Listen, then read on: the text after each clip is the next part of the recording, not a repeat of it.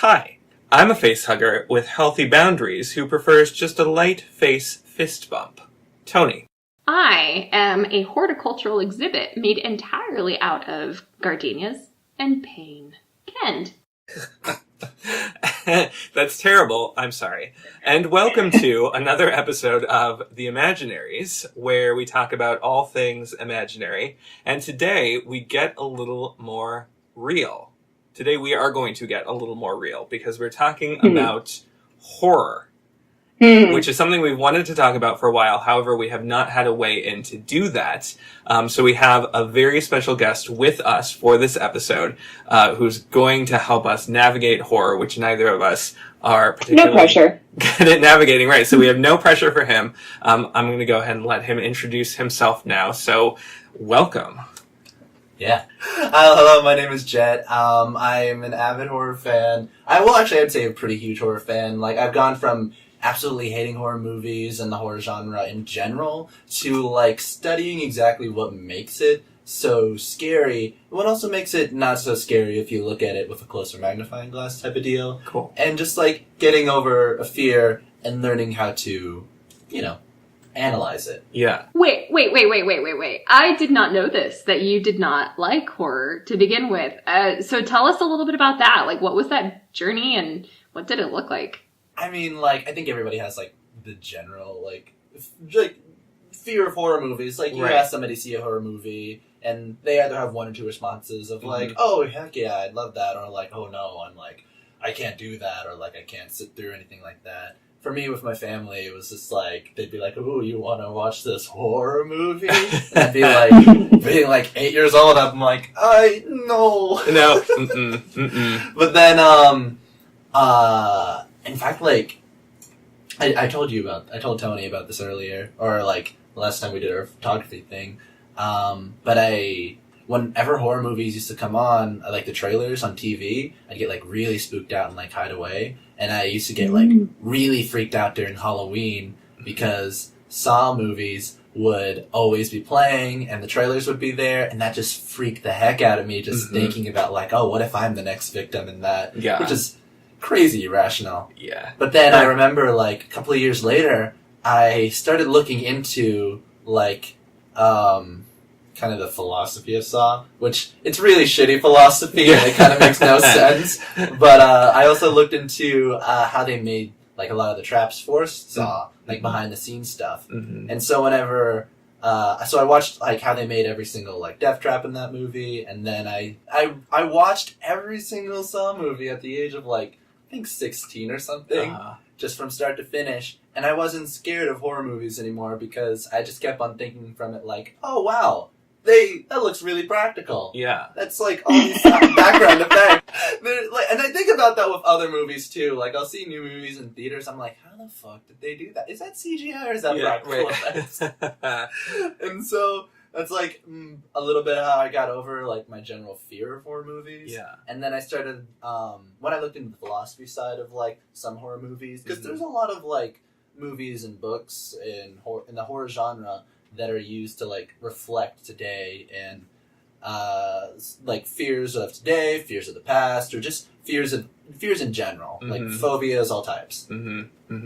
Yeah, which is honestly one of, I guess the major reason I don't like horror, because, I have the same reaction that it sounds like you had initially, where it's one of the things that I like to do when I'm reading or I'm watching or whatever is put myself into that world. And in the world of horror, terrible things happen to people. And I don't want to be that.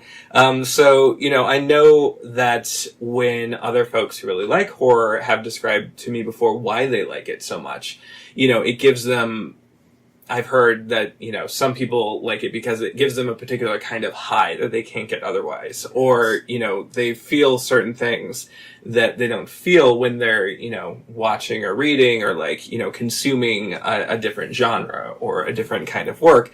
And I don't know, I've never gotten, I've never had my Saw trap moment, I guess. And there, there's some works, like, obviously I like Alien and I like Aliens, like, I like some Lovecraftian stuff, like Stranger Things is in there, but there's always kind of like leaning hard on either the science fiction or the fantasy side of things. I think you're making up excuses for yourself. All right. I think, like, what a good hallmark of a horror, of any genre, of, like, either book or any media, of, like, book or, like, film or insert third genre, is that, like, you're saying that, like, you really get into the character and everything like that. That's always, like, that's a successful thing to do. Like, if you feel, like, you have to have, like, somebody, like, you relate to in that sense. That's why when you put in, like, you see a lot of horror movies where they have, like, these people with, like, no personalities and everything. They're slasher films. Yeah. These people get killed off in the first second. And it's not necessarily scary. It's just, like, kind of, like, cheap thrill or just, like, easy kill off. And you don't feel anything for them. And you're just like, whatever. That's not really scary. Yeah. But when somebody you, like, really care about and, like, you get attached to that person or you see yourself as that person, then that's where, like, the horror comes. Because it's not that person getting murdered. Yeah. It becomes you almost getting murdered, which is horrifying. Right. So relatability is key for horror being horrific? Is that what you're saying? Basically, yeah. I mean, you have someone relatable and you become them and you don't want to get murdered. You want that person to survive because you want to survive. So what does it say then that, like, the whole attachment to final girls that we have in horror, like, I don't think we threw this in our show notes, but I'm throwing it out now.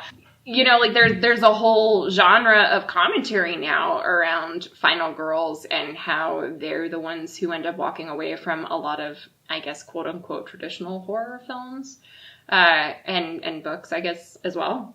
I mean, you could also link that to, like, a lot of the feminist movement and, like, you look at, I'm trying to think, Alien with Amanda Ripley or Lupita Nyong'o's character in Us. You see how they're like they're portrayed as strong, like confident, and just like these fighters who, like, it's more about you rooting for them to survive, right? Because you want to see this, like, really, like, this symbol of, like, power in, like, the genre. Yeah, especially with, like, you look at Us with Lupita Nyong'o's character. She's a mother, she's a fighter, and she's very smart, and she does things in the movie where you're just like, oh shit, I wouldn't have thought about that. Yeah. And you're on her side from start to finish until, like, spoiler thing at the end.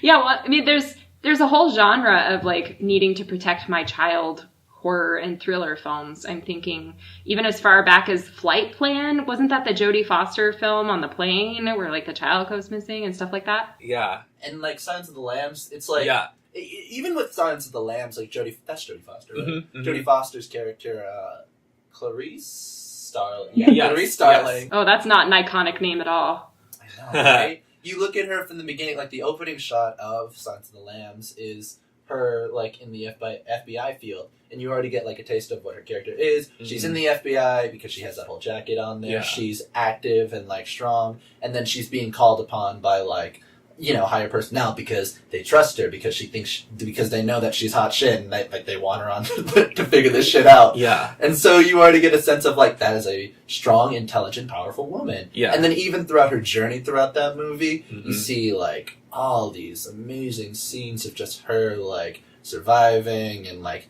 using her intelligence and wit to decipher who the fucking murderer is. Yeah, right.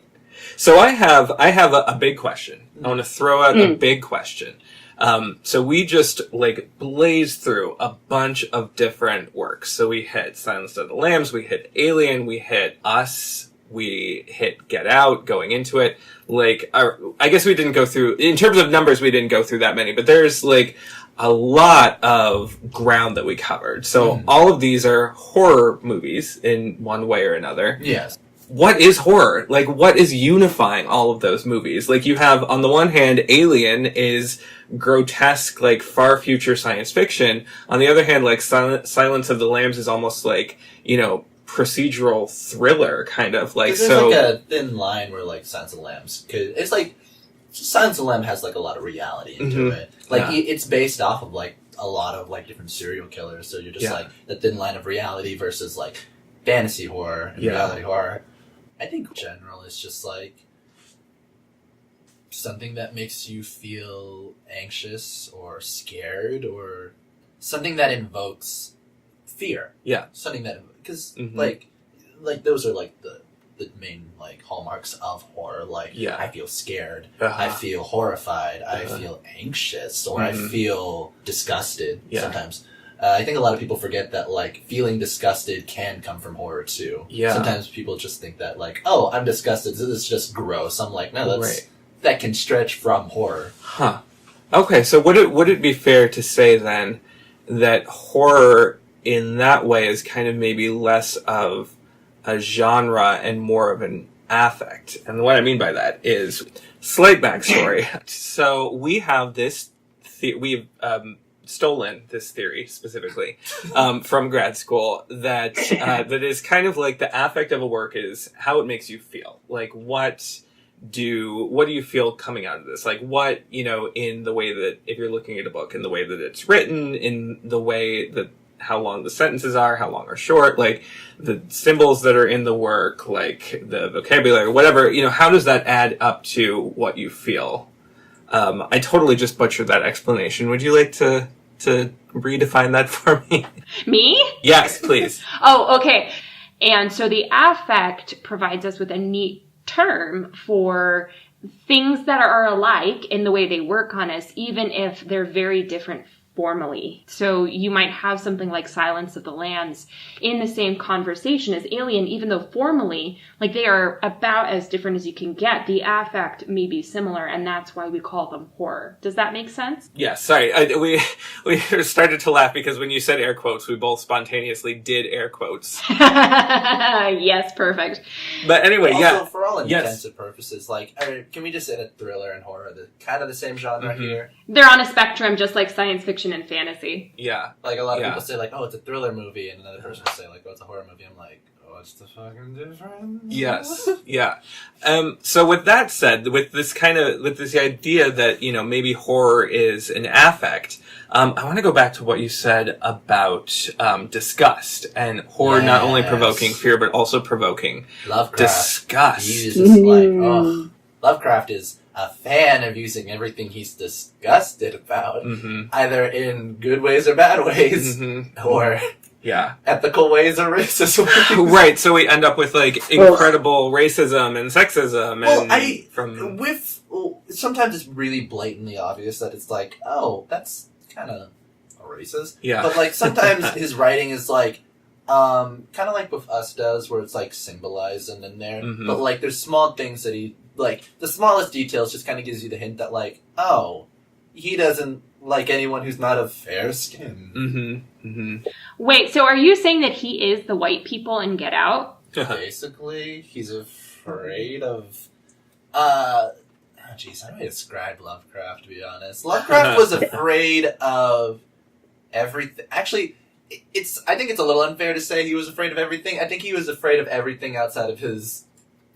Pennsylvania apartment. And maybe he was disgusted, as you said, more than afraid. Like, maybe he was writing about things that he really didn't know what to deal with. Maybe less afraid of them than, like, kind of grossed out or repelled by them. Lovecraft was more disgusted by, other than people of, like, other races, was poor people. Because you hear, like, in a lot of his writing... Like, the people who are, like, described as, like, the grossest people or, like, the monsters are people who come from, like, low income or, like, low status or something like that. And he just goes on and barrages them of, like, this disgusting heap of, like, yada, yada, yada, grossness. But then you, like, go to the people who are of fair skin and high class, and they're just like, oh, this handsome man, this prestigious man, this only man of, like sense in the whole town that's like going to shit. I think that's fear. What's that one about the fear of the fish people? Lovecraft story. Oh yeah, I know what you're talking about. I'm drawing a blank. I will own up to not being widely read in Lovecraft. I mean, I kind of have been introduced to Lovecraft retroactively through the authors who are now commenting on and reversing some of his grosser problematic bits, like We both read and loved the Dream Quest of Velvet Bow by Kish Johnson and so on and so forth. And so, like, I've gone back and read Lovecraft as it relates to those works. But I feel lucky in that I was introduced to these less problematic, successors to Lovecraft first. Yeah. But, like, the fish people Lovecraft story. Yeah. There's one guy in the entire town who's not under the fish people curse. Mm-hmm. And basically that is the only person in that entire town that is described as handsome, good-looking, honest, trustworthy. Yeah. Because he's of status, because he runs a business. Yeah. That's basically the only attribute he has to be deemed as acceptable in Lovecraft size. Yeah. So I love that. I love what you're saying, because this is totally, like, giving me a new way to think about works that aren't necessarily, like, we don't identify them as, like, horrific. But I'm thinking of, like, take Dune as an example, where, it kind of has the ultimate, I don't know, not the ultimate, but, like, a really good example of, like, the bad guy who's, a person of color. A person of color and overweight and, like, from a different, like... And possibly queer. Right. So, like, all of these things are playing on this kind of, like, horrific affect that's actually derived from disgust. Like, fat people are disgusting, low status people are disgusting, like, queer people are disgusting. Like, Mad Max, too, where all the villains in Mad Max are these, like, kind of thugged up, ugly-ass looking motherfuckers. Yeah. And, like, they get the most makeup done on them to make them look that horrible. Yeah. Or, like, orcs in Middle-earth, and never met an orc who was a good person. Yeah. Right? And then you see all the, like, the good people in Mad Max. I'm using Fury Road as my example. Yeah. But you got, what's his name?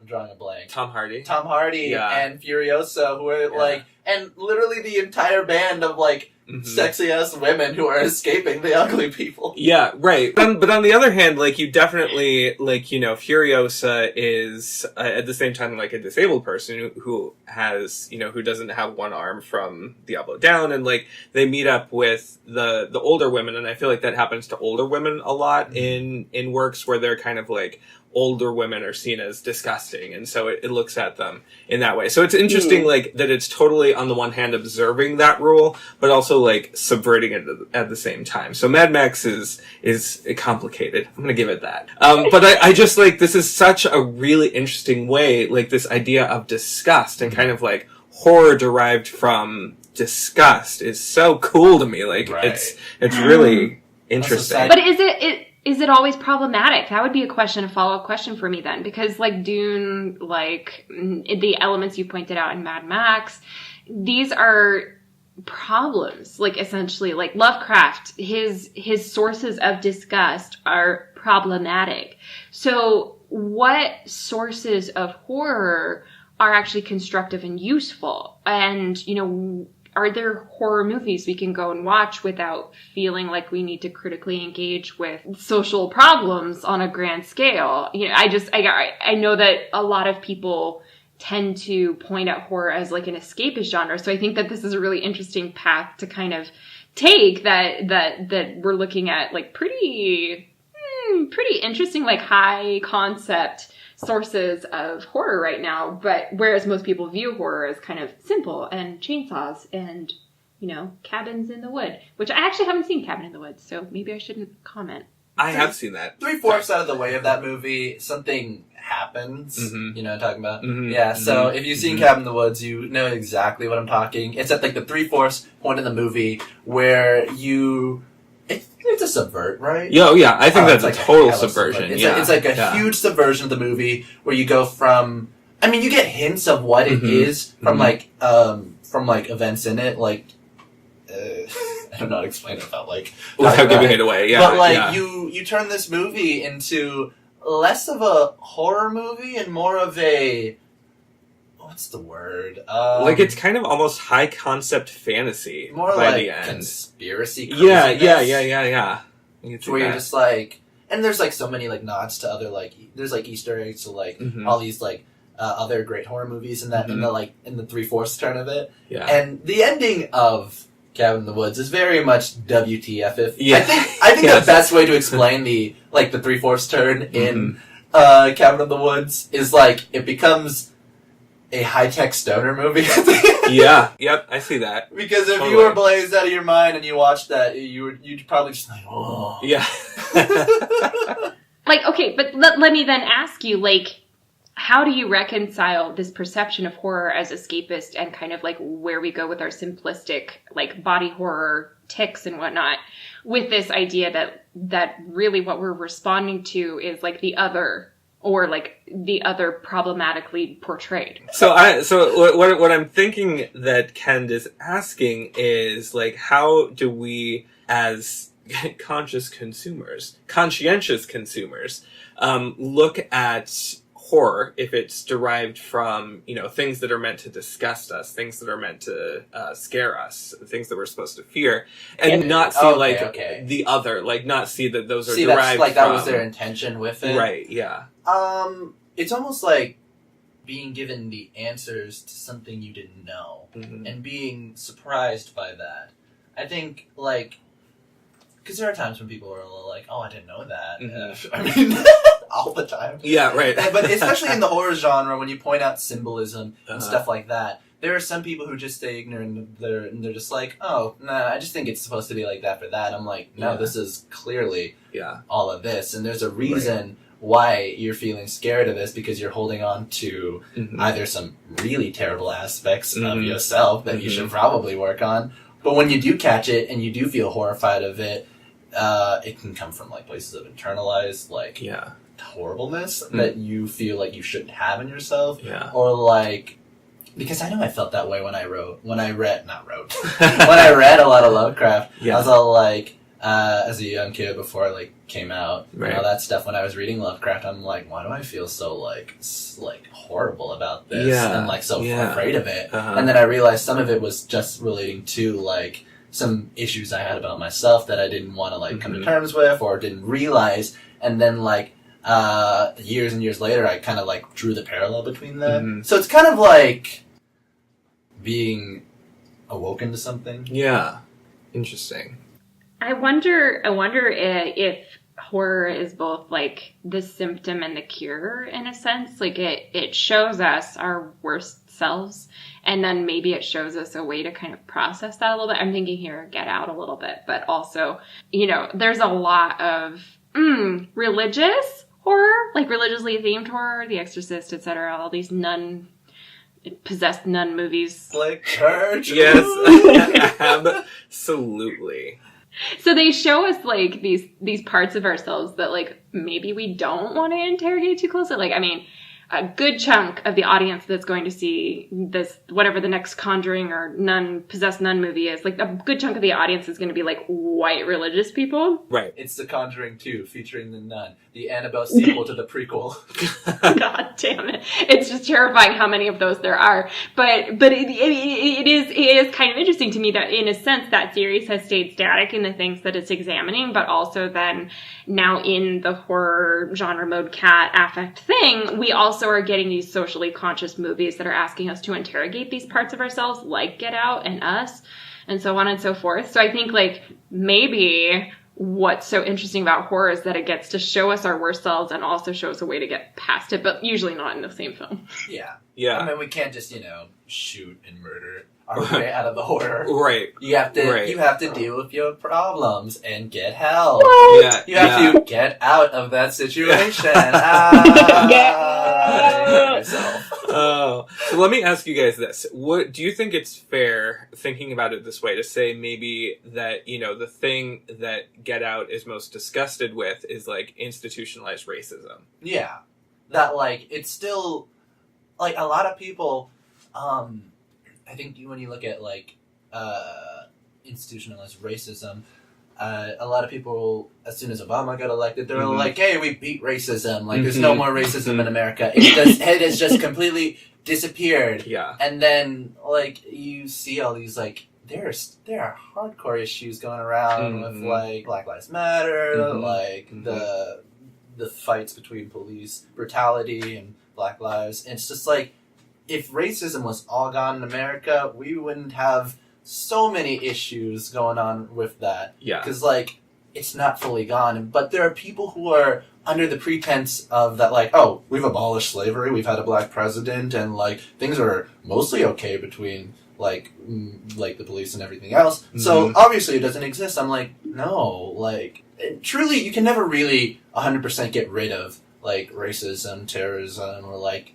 a lot of, like, shitty stuff that happens in the world. Yeah. Because that's always going to exist. Mm-hmm. There's going to be, like, some horrible thing that happens, like, tomorrow, a year from now, a month from now, a decade from now. Yeah. History repeats itself in being shitty. Totally. But, like, people who just choose to, like, turn a blind eye to the bad stuff that's happening, like, that's why I think Get Out works so well, because it's, like, saying that, like, no, look. Yeah. Like, seriously, there's shit going on. You need to see this, like, or you at least need to act like it's not happening. Yeah. Because it is happening. Mm-hmm. Yeah, the irony of Get Out is that while that main character, Chris dude, he really does need to get out, you, the audience, are invited to kind of stay in this conversation longer than maybe you would normally, and to kind of really engage with what is the deeper problem here and what layers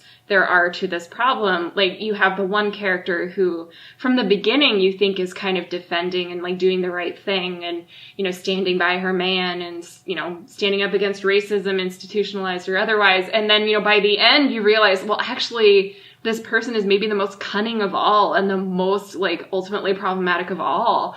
And I find that really interesting. Are you talking about, like, in the beginning... It's not too much of a spoiler. It's no, in the trailer too. Yeah. But like, yeah, go see this movie, guys. Just like if we're spoiling things for you, go and watch the movie tonight and then come back. Yeah, Netflix. Netflix is on Netflix, and probably. I got it from the library. Go to your go. local library. Yeah. Read some books. Go. Read some goddamn books.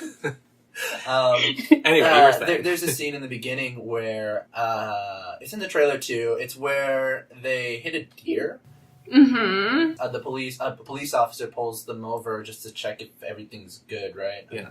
A white cop. Yeah, white cop. And then the cop is asking for who's the main character's name? Chris. Chris's ID. And even though he wasn't driving the car at all, the girlfriend, like, protests to that and is all like, no, why, you don't need to check his fucking ID. Like, get your shit checked, Holmes. Yeah. And, so, was that new segment, was that real? Welcome or to is our that new just show. the way I talk? But, yeah, so the girlfriend is all like, no, you don't need to see his ID, he wasn't driving. And then the cop's just like, I just wanted some... He kind of gets... Yeah. And then the girlfriend's all like, no, fuck you. Yeah. But she doesn't say that. Yeah. Just practically that. And then you're like, this girl, standing up, like, she's making a difference. Yeah. But then at the end, you realize, oh shit, she's just covering the paper trail. So, like, they don't have any way to trace that he was there in the first place. Spoiler alert, the white people are crazy in this movie. Yeah. And you're just like, shit, she's... fucking evil. Yeah. Fuck this bitch. Yeah. But actually, since you're saying all of this, I am really, really curious. Like, what are our fears now? What are we disgusted with? Like, what is modern horror? What are the things that we're seeing in, like, the last 10 years that we didn't see before? Are they substantially different, or is it just kind of like the same? Are they the same fears? Are we disgusted by the same things? They just happen to be on phones or on the internet or whatever. Yeah. Aside from technology-based fear, like, you see, like, look at Black Mirror, for instance. Like, that's, like, a lot of that is, like, the fear of what technology could do someday, or, like, what technology does to us. Right. There are so many great episodes that, like, there's also so many bad episodes of Black Mirror, just saying. Not every Black Mirror episode is a fucking gem, but there's so many episodes of Black Mirror where technology is often the enemy of that, or what technology has done to society has become the enemy. Mm-hmm. And it's just like the fear of not being able to control ourselves. Yeah. Or maybe controlling ourselves too much, in the case of the one with Bryce Dallas Howard. Is that the one with her kid? No, that's the one where, like, you have to, in order to buy a house or whatever, she has to have, like, a certain social media rating, and so she tries to, like, game her life so that she gets more likes. Okay, I have not seen every episode. Yeah. No, that's okay. I'd say it's one of the better ones. The child safety one, where she implants this thing into her child's, like, brain that allows her to see what her child sees at all time. And that's, like, that's even, like, a reflection of, like, the fears of, like, being a parent. A little to an extreme sense, though. Yeah. Because basically this, I want to say, I forget who's behind that episode. I want to say it's Jodie Foster, maybe. Oh. It's a big name celebrity who's, like, done other movies who did this episode. Yeah. But basically, they have this device or chip that they implant into children at a very young age, and throughout their life cycle, the parents are given this, like, type of iPad situation where they can see exactly what the kid is seeing, and they can also censor things.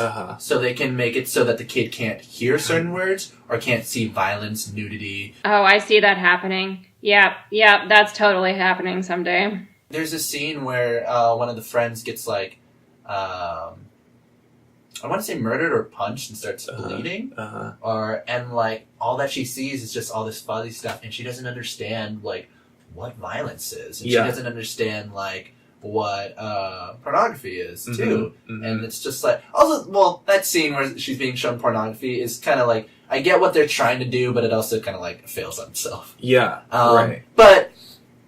you see all these things like the fear of censoring too much. Yeah. Like if we don't expose kids to certain things, they won't be ready or they won't be, like, prepared to deal with real things in the real world. Because the real world is not censored. Yeah. And like the idea that parents want to censor their kids from so much bad stuff is kind of... It's like social immunology. Yeah. Because you have to let your kids know that, like, bad stuff happens. Don't be that bad person. Yeah. And try and make the difference. Yeah, totally. And that makes me think, too, of... so we gave our Imaginary Award for Best TV Show Episode to the Black Mirror episode USS Callister. It was the one where it was kind of like the virtual reality Star Trek game. It had... Is that the one with the exercising equipment? No, it's not that one. But I'm thinking, like, you know, this episode, I think it works as a piece of horror, you know, as a modern piece of horror, because it's playing on these very, like, prescient, very, like, you know, right on the edge of, like, this technology is 15 years into the future or something. And it's like, you know, we're afraid that people, that our autonomy might be taken away. We're afraid that, like, in whatever ways, you know, our information is out there somehow and, like, could be used in ways that we don't consent to. And, you know, like, the episode takes it to the extreme where it's like there's actually this, you know, there's an entire person who's locked in this virtual reality game made to live out, you know, this man's fantasies. And so it's very, like, it feels very modern in that way and very, like, very just new. Things that you're familiar with and comfortable with turned to flipped on its head. Right, totally. But, you know, in that same way, it's like, it's a very kind of like an old fear or an old disgust, right? It's like, you know, there are lots of ways before that specifically where, you know, people were afraid of losing their autonomy, of losing their bodily autonomy, like, more specifically. And I think that's also why, sorry, I keep cutting you. No, it's fine. I think that's also why A Quiet Place works so well. Yeah. Because you've lost one of your 5 functions. Oh, Bird Box, too. Yeah, Bird Box too. Bird Box is okay. Yeah. I'm on that train of, like, the book was better. But yeah, I think that's what you were saying, like, autonomy. Yeah. Things. Like, you look at Bird Box and you look at A Quiet Place and things that we are so, like, we take, I guess you could say take for granted, or, like, you don't realize just how, much you use it, I guess, or things you're so familiar with turned into the things that are, you know, against you. Yes. Like technology that we're so used to becomes the enemy, or talking in The Quiet Place turns into the enemy as well. Yeah. Or like the cause, like the cause of fear and death. Because you see, like, the horror in John Krasinski's / Jim from The Office's face. And you look at, like, Sandra Bullock, like, and that also goes back to like the parent fear too of like trying to be a good like mom and stuff and like take care of her kids and. Yeah, in both films, it's about protecting your children. I think what's really interesting, too, is that you guys leaped straight from technology mediating our fears to, like, our senses mediating our fears. And I wonder if that's maybe a through line of, like, horror in the new age. Because I was thinking back to, like, all the things that I would have listed from horror. And part of it's just because I haven't watched or listened or read it enough. But you know, horror in the 90s, it felt much more like body horror was what they were leaning on. Yeah. Or, like, specific tropes were what they were leaning on. And maybe mediation is one of the things that we're leaning on now. Yeah. I mean, with body horror, you look at, like, The Fly with, what's his name? Jeff Goldblum. Jeff Goldblum. Yeah, I knew that. He's going to be at Phoenix Fan Fusion, actually. Is he? Yeah, he's a guest there. I got my cosplay. But yeah, you look at The Fly with Jeff Goldblum, whose name I totally didn't forget. And you look at The Thing. I think if you look at The Thing, the original one, and the remake one, I think the original one works a lot better. They're basically the same story, and there's like, really, wait, is one supposed to be like kind of like a prequel? I think it was a reimagining, like a reboot before reboot was really a term. I think like the new, I think like the new, The Thing kind of ends in like a twist mode where the dog. Yeah. There's this dog that like runs out, and it's the same dog from the beginning of the first movie, and the dog in the first movie is the Thing. Right. So I think the first Thing is a prequel. I may be wrong on that. Don't quote me. But like, I think why the first Thing movie works so well is because it uses a lot of practical effects, and like it's less CGI, and you're feeling that this sense of body horror of like contortion and like bones breaking and like your autonomy becoming these horrifying, disgusting creatures, and like you losing your core self and your consciousness and becoming this mindless like flesh-eating zombie thing. Zombies! Thank you for getting us to zombies, because that was where I was going to head next. I was thinking about that, like, how can I just sneak in the word zombies? Even though the Thing is not a zombie. Because, well, actually, is it a zombie? It bites other things, and does it kind of turn them into creatures of evil? That could be. Well, okay, so then you've got, like, a lot of, if you open that up to being zombies, then you could talk about like The Cove being a zombie film because those parasitic things take over, or Invasion of the Body Snatchers, etc. You even look at vampires. Like, are vampires zombies? Yeah, right. And it's interesting because like these things like zombies, vampires, werewolves, like these sort of like, you know, these mainstays that are in folklore, especially like Western and European folklore, for a long time, then have made their resurgence in the last decade or a few decades. You mean they've been appropriated by white people as a symbol of things that they're horrified by? Dracula, yes, exactly. A lot of people say that Dracula is like, you know, the, who is that, Mary Bram or Bram Stoker? Bram Stoker. Sorry, Bram Stoker's, right? Yeah.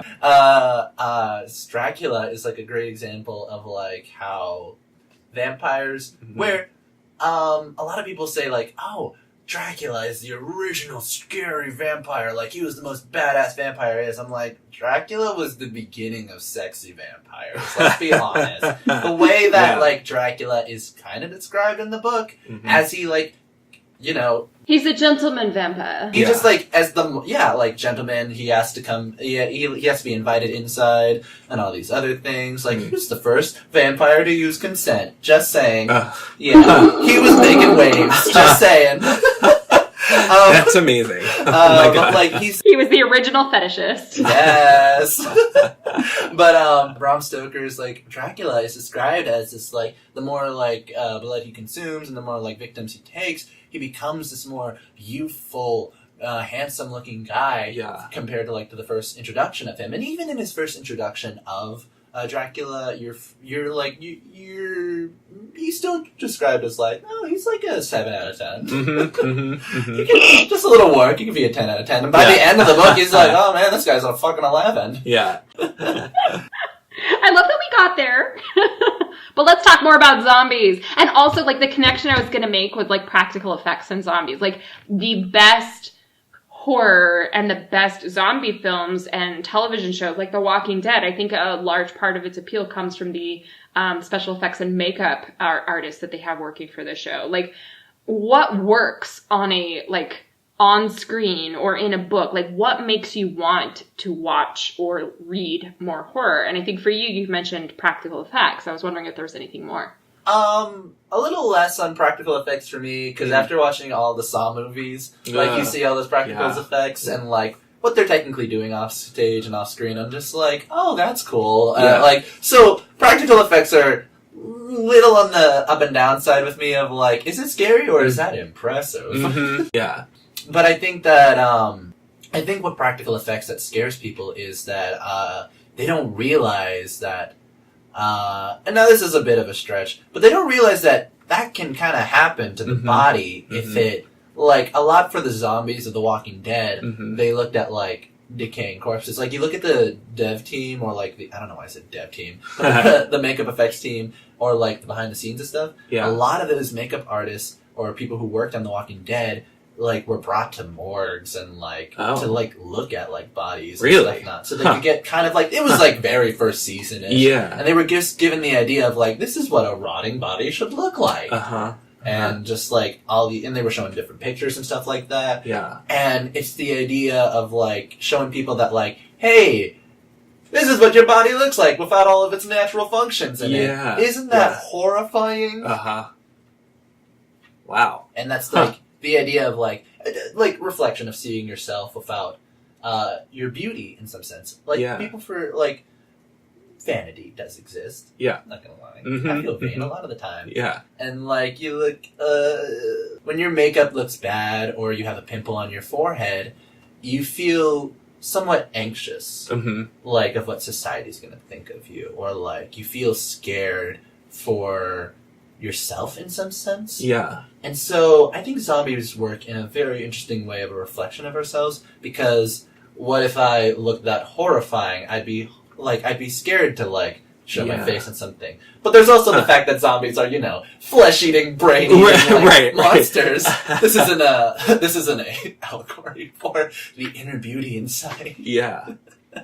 Although I would totally be down for that, like a zombie makeup tutorial. You know, like if zombies were making YouTube videos, I'd be there for it. Yeah. Like, embrace your rotting corpse self. What is your contour? Oh, it's like it's cerebrospinal fluid, of course. Oh my god! How did you get your flesh so plump? All right, so I am actually going to say we should start to wrap things up. So I'm going to ask both of you if there's anything else that I know that we had plenty in our show notes that we didn't get to. So we'll just, have to bookmark that for another future episode. But what for? We should do a part 2. I'm so down for that. We should absolutely do a part 2. But for this episode, what would you like to wrap up with? Actually, I know that you want to talk about this topic, and I have a lot of things to say about it as well. Yeah. Do you want to talk about Alien?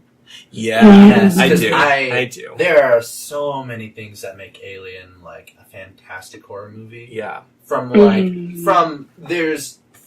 the characters, like the heroine of that H.R. Geiger's work. Yeah, like Amanda Ripley is such an amazing character. You look at the practical effects and body horror of that character, like linking back in the body horror with like the chest burster scene, and then even like there is imagery and like there's trigger warning.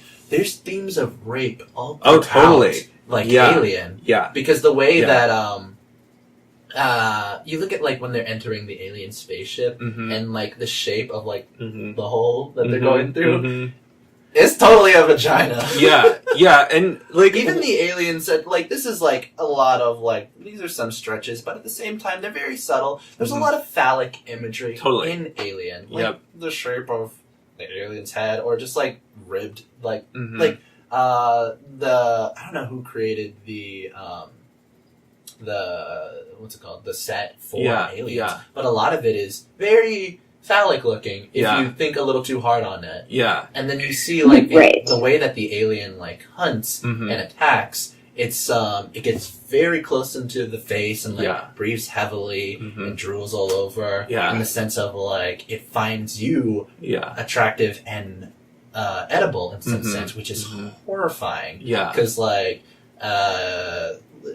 sex as consumption. Sex can be a sacred thing, and sex can be easily turned into like a nightmare. Like, speaking as like somebody who's overcome all that type of stuff. Yeah. Like I fully like it. I even watching Alien today, I get like a little like somewhat PTSD. Yeah. And I'm just like, this is like horrifying, and I feel shaky watching that because it's like reliving trauma. And then for people who have not, who have luckily not been in those types of like really horrifying situations, it's just the idea of because ideas can be like this huge like ideas are endless in the horror genre. Yeah. If you can implant something like, oh, that could happen into somebody's head, especially in a horror genre, you've done a pretty dope-ass job. And especially, as you mentioned earlier, like, if that could happen to me. Yeah. And it becomes less of, like, it's almost like the directors are just taking a seat back and they're like, well, I just put the idea in your head. Now you can create your own horror. Yeah. So the idea of that, like, with Alien, it's like, you are, what if this happened to me? Yeah. And not even in the Alien kind of text, but, like, what it's like, the rape, like, the rape kind of, like, theme it has under it. Like, that's a horrifying thought. Yeah. Like, that just makes me feel gross thinking about it. And I'm sure that makes 100 million people feel gross just thinking about it. And even with, like, from that perspective with the alien, like, the alien, like, attacks the male. So, like, basically what Ridley Scott did to all the guys in that film was practically just, like, rape them.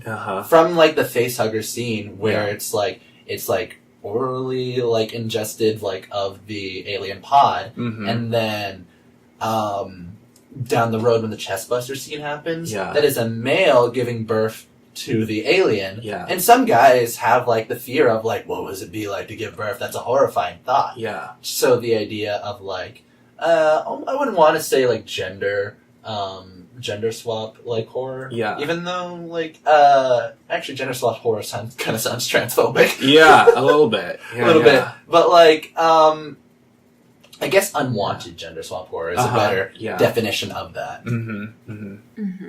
And I think, because I had a note in our show notes that I wanted to bring up Prometheus and how Prometheus both is a part of the alien world, but also it's doing something different. And as a way to kind of exit from the podcast, maybe we could talk about the relationship between Alien and the grotesque and the sublime as kind of like an avatar or a stand-in for like horror as a whole. Like, what is Alien, the franchise, doing with the grotesque and the sublime that makes it or heightens the sense of horror, the affect of horror? I think with some of the newer Alien content out there, I'll be honest, I don't think it's as scary as the originals, because you've replaced the whole entire idea of the stalker alien or like the body horror with guns and violence. And there's plenty of guns and violence in so much media today with the news itself. Like, you see all this stuff like across the oceans and whatnot. It's scary, but like it's not as relatable as the original Aliens horrors was. Yeah. And so I think you kind of, I don't want to say saturate, but take away what made your original predecessor so horrifying. Yeah. Right. And that's kind of, there was some sublimity to the original Alien where, like, we'd never seen that before on screen. And, like, so seeing it again and again and again, like, it's less and less and less sublime every time. And, like, same thing with the grotesqueness. Like, we've seen the face hugger, we've seen the chest burster, like, we've seen the phases that the aliens go through. And, like, even with, like, the spin-offs with, like, Alien versus Predator, like, those aren't horror movies. Those are action films. Yeah. Even like what was the new one that just came out? Alien. Something with they an had R, trucks I think. They had trucks and machine guns. Yeah. And like you took away the one-on-one experience for like group survival. Yeah. And that's why some like actually I think that's why a lot of horror movies that do just like when groups split up and you're left onto your own devices, you're taken away from, you know, a supportive group or like a group that's wanting to like stay together and like survive. And when you're put on your own, that can also reflect a lot of other things. Like, now I'm subverting again. Like, you look at Scream, like a lot of the moments in Scream, like the original one that worked so well was that one-on-one moment where there was no one else there. It was just her on the phone with the killer. And it like kind of... Yeah, totally. Yeah, which it brings us full circle back to like technology as mediating horror. I think that the phone call, the eerie phone call, is such an interesting, like, especially 90s trope in horror. But now you're getting like app-based horror, which I find really interesting. So, yeah. I think it's interesting too that you've kind of created a spectrum from like sources of horror that are maybe too ephemeral or too easily dated to remain kind of classics in a sense of the horror genre, ModeCat, and sources of horror like What's Wrong with Me or What's Wrong with the People I Think I Know that are kind of evergreen. Like, I think Get Out kind of tapped into those really well, and a lot of the horror films we've especially the films, but the books as well, but the works of horror that we've noted are kind of classics. Like, they have more than one source of horror going on. Like, maybe they tapped into an ephemeral source, like some kind of technology, but they are also tapping into something deeper. Right. Yeah. I think horror is like... Yeah, I think horror is a very...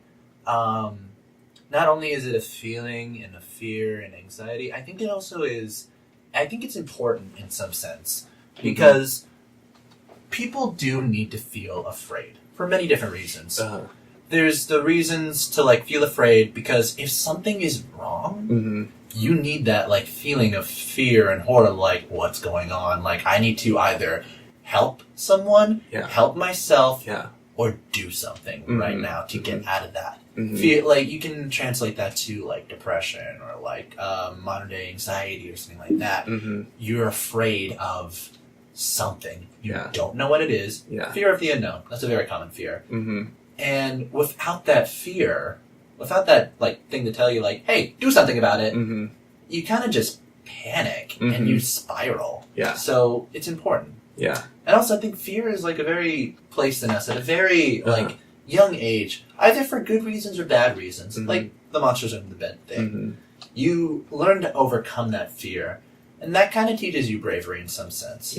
And fear is always in place in us at a very young age. Like, you look at a very young child, and have you ever, like, said, boo, to a child? Like, trying to spook it in some sense? Or just, like, in a very playful way. That's, like, where does that come from? Is that... this is a huge poetic art. Like, but it's really interesting to think, like, why do people say that to babies? Are they trying to emplace a weird amount of fear or, like, a playful fear into them? So that they can, you know, realize that's not scary. That's just having fun. Horror makes us well-adjusted adults. Yeah. That's a good way of putting it. Which I think is also a great way to end. So I'm gonna say that got hella quiet. Thank you. Thank you for... Thank you, Jett. Thank you for joining us to talk about horror and share your experience with horror. Because we definitely would not have had as rich a conversation about this without you being here. So thank you. So before we leave, will you tell us where folks can follow you or find you online if they want to? Right. I do have an Instagram, and I do have a somewhat of a substantial YouTube channel. My handle on Instagram is JettSet for Life. That is 2 T's in Jett. That is JettSetForlife. Because it used to be Prince Sparkle Hunter the Third, but then I realized that's too gay from even me. Amazing. And so I was like, JettSet for Life. No. And how about YouTube?